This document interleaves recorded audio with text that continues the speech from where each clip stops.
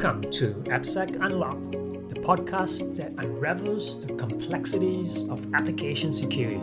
I'm your host, Edwin Kwan, and today we're diving into a topic that's causing headaches for many organizations. Help! There's too many vulnerabilities, and here's a practical guide to tackling open source security. The vulnerability overload. Open source software has become an integral part of modern application development. However, when organizations start securing their open source components, they often find themselves overwhelmed by the sheer number of vulnerabilities discovered. This initial shock can be paralyzing, especially for companies still building their open source governance. But fear not, today we'll explore a structured, effective approach that can significantly reduce these risks. I'll share a method that helped reduce vulnerabilities by 99% over 2 years that I've used at a past organization. Step 1, we're going to stop the bleeding. The first crucial step is to prevent new vulnerabilities from entering your code base. This involves setting up robust open source security policies. These policies should stipulate that no new components with known vulnerabilities are to be used in the code base. To enforce these policies, integrate software composition analysis tools, or SCAs, and integrate that into your CI/CD pipeline. Configure these tools to automatically scan and fail the builds when a violation occurs. This foundational step ensures you're not adding to your vulnerability debt while addressing existing issues. Step 2, classify your applications. Classifying your organization's applications based on their criticality and sensitivity. This helps prioritize which vulnerabilities to address first. You don't need to reinvent the wheel here. Most organizations can leverage existing data classification frameworks or their business impact analysis classifications. The outcome? You now know which systems are critical as they're handling sensitive data or crucial for business operations, and you know which are your lower priority with less business impact. Step 3, prioritization. With your applications classified, it's time to focus on the most significant risks. Start by tackling critical and high severity vulnerabilities in your critical applications. Here are some tips for managing this stage effectively. First, avoid overwhelming the development teams with huge lists of vulnerabilities. Instead, give them prioritized lists. Second, if your SCA tool supports it, filter vulnerabilities further based on exploitability.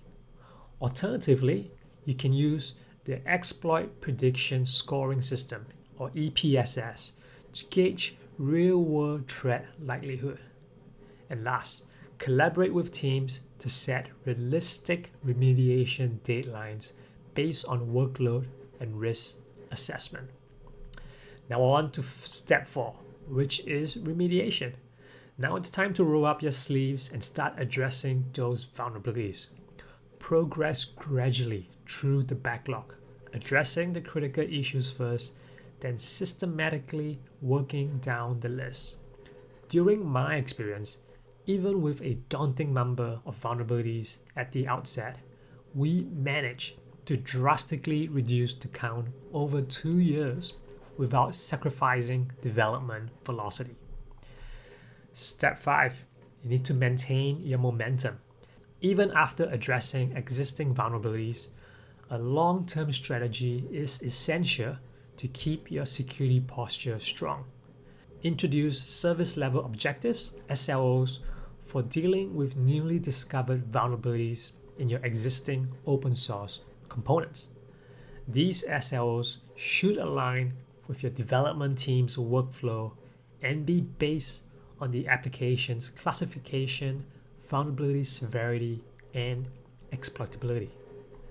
The last step, we need to make sure we keep the components current. One often overlooked aspect of open source security is ensuring that components are kept up to date. Using outdated libraries can leave your applications vulnerable, even if they don't currently have known issues. Here are some strategies to keep dependencies current. The first one is a scheduled maintenance approach, where you set aside regular time for teams to update components as part of ongoing maintenance. The second is to have release policies, where you implement these policies that require building on the latest stable releases.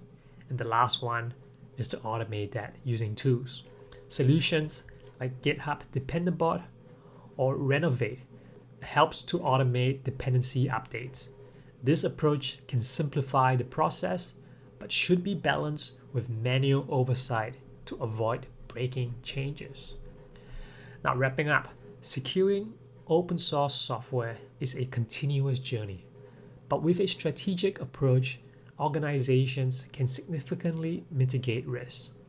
By halting the introduction of new vulnerabilities, categorizing and prioritizing remediation efforts, and setting a long-term maintenance strategy, you can protect your applications and ensure a more secure development environment.